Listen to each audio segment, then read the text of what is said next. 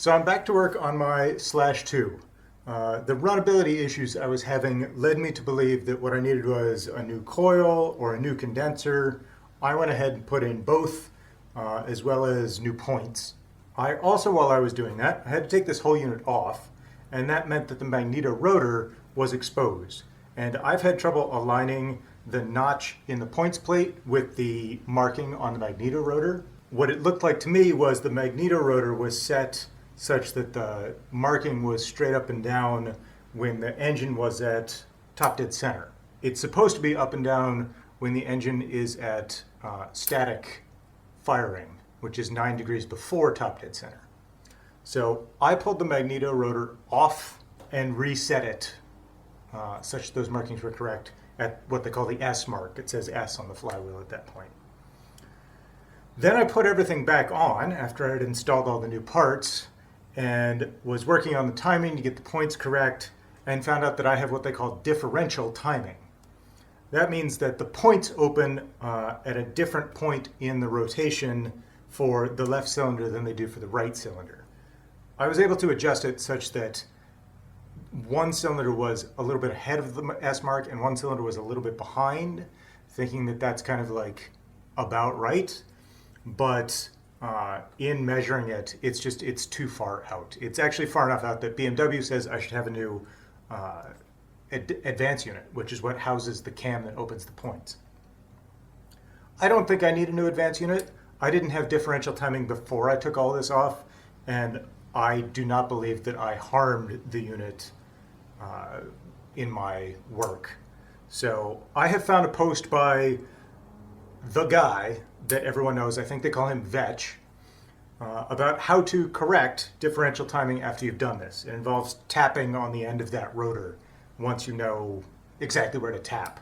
In case following internet advice to tap on a sensitive piece of engine equipment also makes you nervous, I found this excerpt in BMW's own repair manual, where they suggest applying a slight dressing blow to exactly the same spot. I'm less nervous now. So I'm going to give that a try today. Hopefully we will correct it. First, I think I'll bring you in and show you what the timing looks like, and then you can see what I'm doing here to try to correct it. In this window here, I think you can see there's a yellow mark, and if you look just below it, it says S. That is where the points are supposed to open. You can see that there's a, well, maybe you can see, it's really tiny. There's a little notch right over there. And as that yellow line passes that notch, the points are supposed to open. So I have hooked up a multimeter. It's down on the ground. Positive is up here connected to the top of the points. Negative is clamped onto the engine case on the other side. So I'm going to rotate the engine and we'll see where the points open each time. The alarm will sound when the points are closed, and then it will stop when the points open. So apologies for the noise that this is going to make, but we're just going to stick our wrench in there and turn the engine.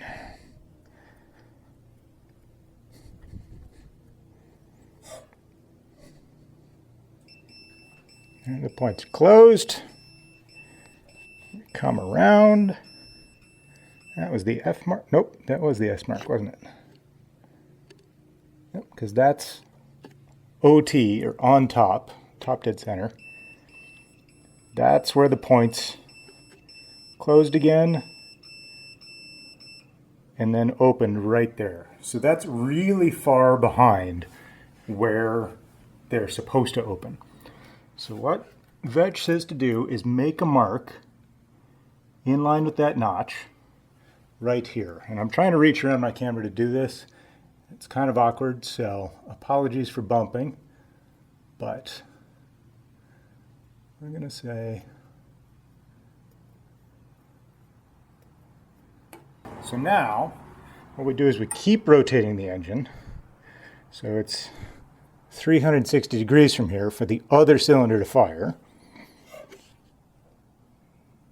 Points close again. come around, and there we cycled right past it. But you can see the S now. And the alarm stops right there, which is almost right on where it's supposed to fire. This is our farthest advanced firing. When I started editing this video, I realized that I had a much better way to show exactly the differential timing. It's very hard to see both marks in the window, but we can get rid of the window. And through the magic of video editing, I can overlay the frame that shows the position of that wrench sticking out of the front of the engine, so we can see both positions at the same time. By using Keynote to draw lines along the most advanced position and the least advanced position, I can then find out what the angle between them is. 5.6 degrees. That's 3.6 degrees beyond spec. Very bad. I'm going to use this diagram a few more times as I make changes, but let's go see what the changes do. So what I'm supposed to do now is go take a brass drift and lightly hammer on the far side of the advance unit. So I'm supposed to hammer over here because the points are right behind it over here. And what I'm trying to do is move the cam on the back of this away from the points so that the rising lobe is just a little bit farther away.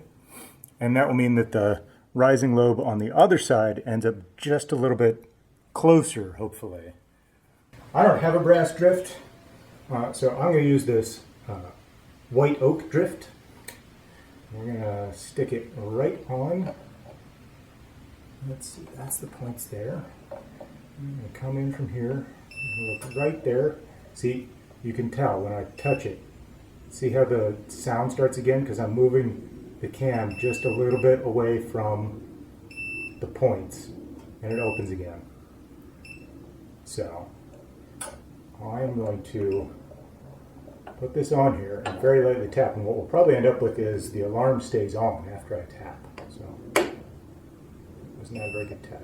Okay, right there.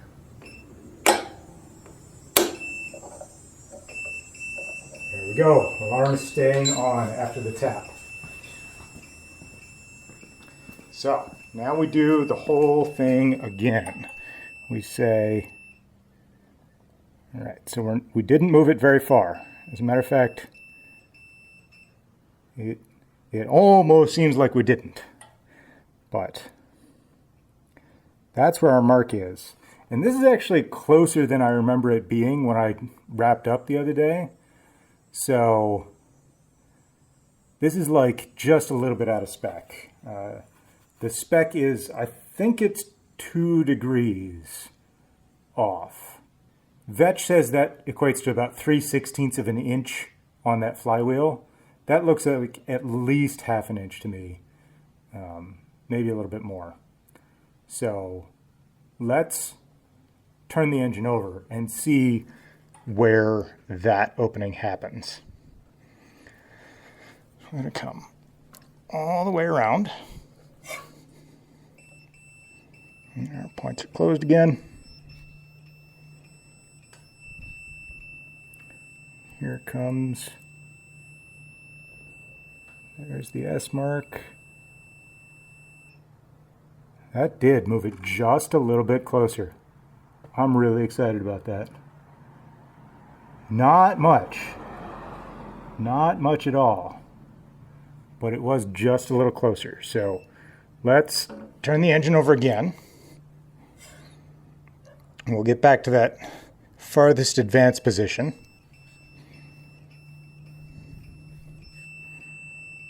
Here it comes.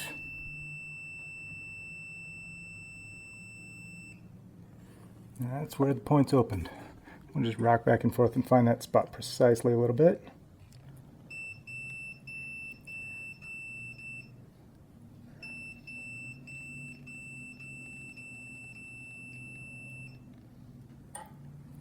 Right there. Let's see what our other diagram says. Add the overlay, draw the lines, 5.4 degrees.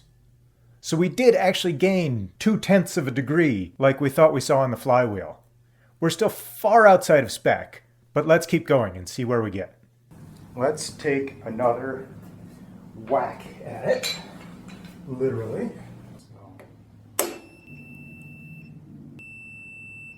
Okay, just looking at the overlay, I can tell this is an improvement already. 2.9 degrees. Still outside of spec, but a huge improvement. Let's keep going.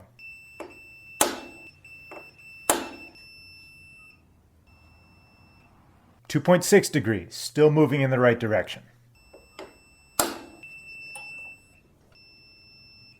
1.8 degrees, we are finally within spec.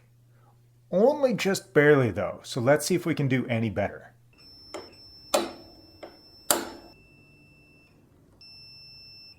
I know this diagram is a little shaky, but that says 1 degree. That's well within spec. We could live with this.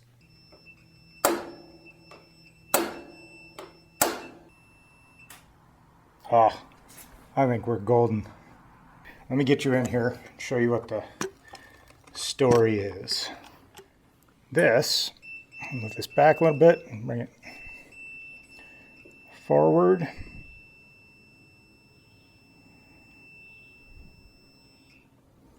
This is the least advanced timing. And it's, I mean, you can see where it is. It's below that upper lower or lower upper mark. So then if we flip the engine over,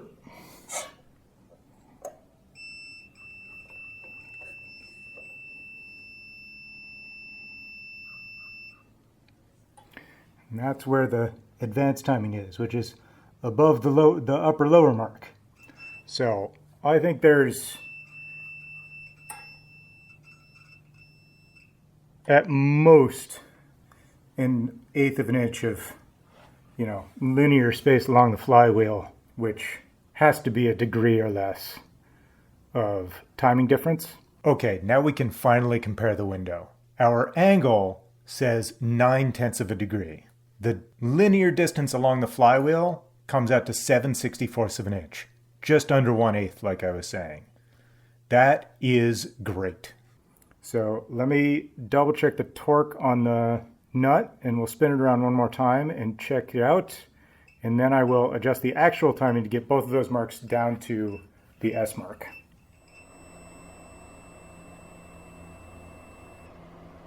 That is perfect. Just before the yellow line. How's the other side?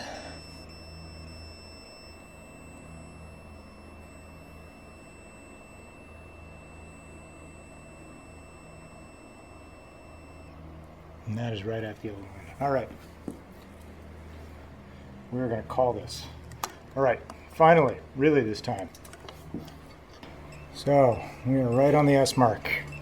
You can tell that it wants to connect and disconnect. I'll go around to the other cylinder. There's the S in the window, and there is the line. We are just before the line on this side, whereas the other side was right on the line. I think I'm going to call that. I'm ready to get the rest of the things buttoned up so I can actually see how well this runs with all the new components on it. So there you go. How to correct differential timing. Hope this video is helpful. I'll leave a link to Vech's text description of how this works in the video description. Have a good day. Hope you have a good ride.